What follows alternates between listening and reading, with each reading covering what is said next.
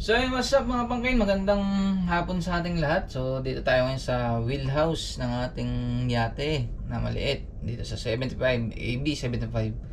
So sa mga nagtatanong sa akin, sa mga followers ko at subscriber ko sa aking YouTube channel Pangkin Sam Adventure at sa aking Facebook page Pangkin Sam TV, bago po yun mga pangkain. So paano nga ba mag-apply sa yate? So, mga pangkin, the best dyan, walk-in.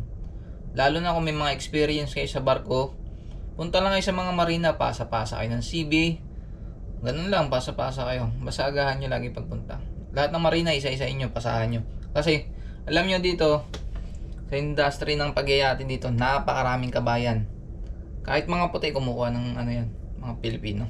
Lalo na kung may skill ka, engineer o ano pa man, malaking ano yan sa yate. Maraming naghahanap dito. So, ganun lang mga pangkin. Kung nandito kayo lalo sa UAE at may mga experience kayo sa barko, ano man, nagsasawa na kayo sa cruise ship o sa barko, pwede dito. Pero, malaking kaibahan kasi. Hindi pares ng sahod.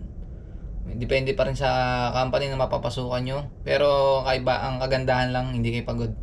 Hindi gaya sa dati yung trabaho. Kasi dito, sa yate, kagaya nito, private. Pag trip lang ng amo namin na bumiyahe sila, saan lang kami mabiyahe. Kung ba naman once a year, twice a year, thrice a year, 4 times a year, ganun lang yung biyahe namin. So sa mga nandyan naman mga pangkain sa Pinas, so kung may kamag-anak kayo dito sa UAE, magpakuha kayo sa kanila, pa-visit visa kayo. Tapos punta-punta lang kayo sa mga marina, pasama kayo sa kanila, pasa kayo ng mga CB nyo. At number 1 din, kailangan may requirements na kayo. Number 1 na hinahanap nila, Seaman's Book. At yung basic training natin dyan, yung SOLAS, kailangan meron din ngayon ng mga pangkain. Kasi kung dito kayo kukuha, napakamahal. So yun mga pangkain, napakaluwag dito, napakaganda, napakaluwag sa trabaho. Lalo na kung gantong trabaho yung makukuha nyo, kagaya sa akin, private.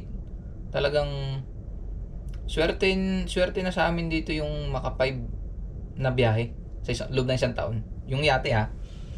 Tapos kung gusto mo naman ng laging bumabiyahe, meron tayong dito ang tinatawag na charter o mga rental boat, rental yachts. Yun. Every weekend, kung season, halos everyday merong biyahe yan. At meron ding tip, depende na lang sa hatian nyo yan. Pero merong ibang company na mapapasok na magandang hatian talaga. Malaki talaga yung may income nyo dito sa pagyayate. So yun, hanggang dito na lang mga pangkain. At sa mga may katanungan pa dyan about sa pagyayate, about sa pag-apply, na kung kinukulangan kayo ng information sa aking mga nasabi, PM nyo lang ako, message lang kayo sa comment section mga pangkain. So yun, God bless sa atin lahat at mabuhay ang mga OFW, lalo na yung mga magyayate dito sa Dubai o United Arab Emirates. So God bless sa atin lahat mga pangkain.